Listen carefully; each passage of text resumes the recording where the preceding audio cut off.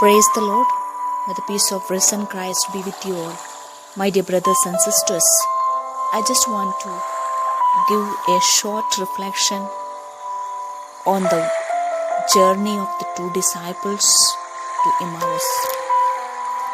Once a queen sitting for her portrait commanded that it be painted without shadows. Without shadows, said the astonished artist. There can be no good portrait without shading.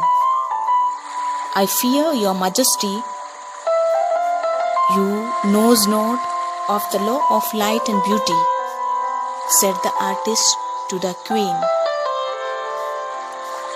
So, nor can there be any true Christian life without sorrow, trials and storms.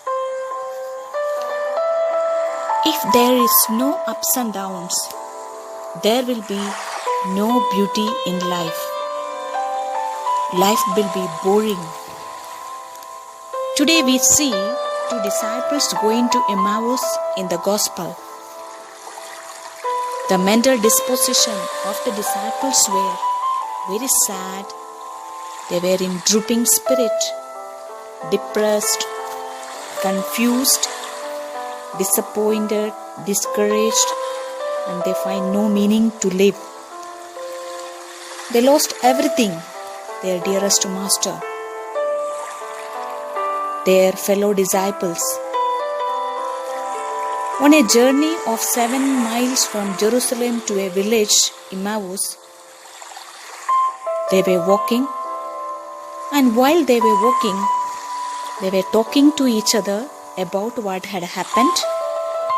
And during their journey, two things happens.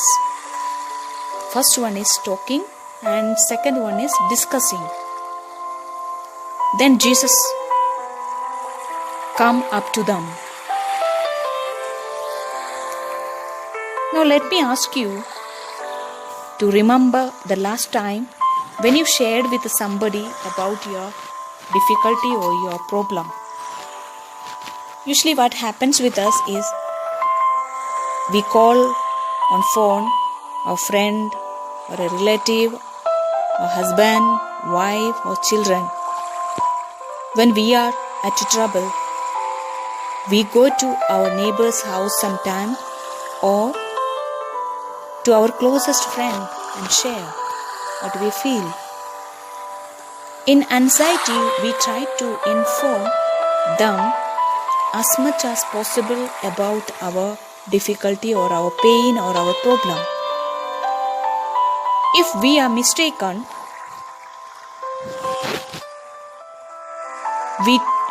somewhere the fault is at our side, we try to keep it as a secret, sharing only to one or two. If others have done something wrong to us, we may try to make known to many more. Let us come back to the Gospel again. Jesus wants us to imitate his disciples, that telling the true situation without putting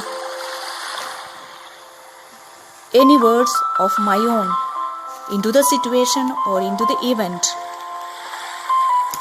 Reporting what actually happened, what actually have seen or heard or known. It is time to think, what is the intention of my sharing? What is the intention of my sharing with the other when I am in trouble, in difficulties or in pain? Is it to get relief from the pain? Is it to spoil others' name and fame? Is it to make the problem a serious issue by putting my own words into it? Is it to criticize or insult others? Talking and discussing about our life problem is needed. But we need to see, does it bring Jesus amidst us? Ultimately, Jesus solves the problem. Unless and until Jesus comes between us, our difficulties, our pain and suffering will continue to cost us, disturb our peace of mind. Let our every conversation, advice, sharing, discussions bring Jesus among us.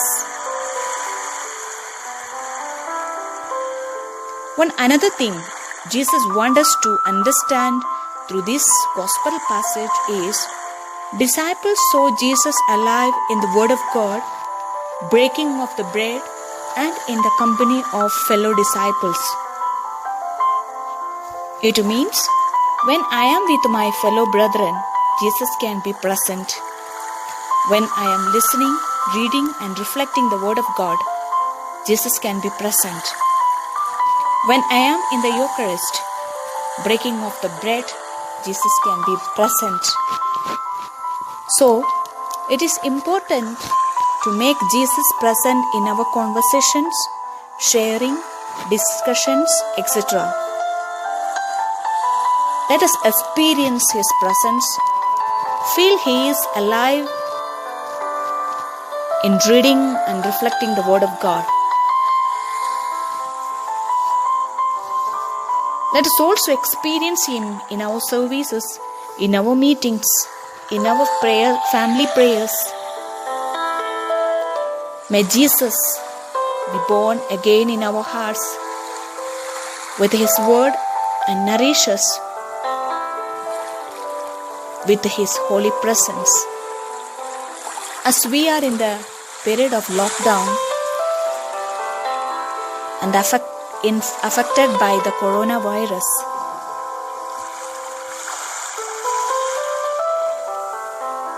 let His Word be alive among us. Let us make Him alive in our everyday life. Let us be regular in our family prayers. Let us be regular in reading and reflecting and listening the Word of God. Let us be regular in spending time with the Lord. Let there be no meetings, no family prayers, no discussions where His presence is not felt by us. Amen. Thank you.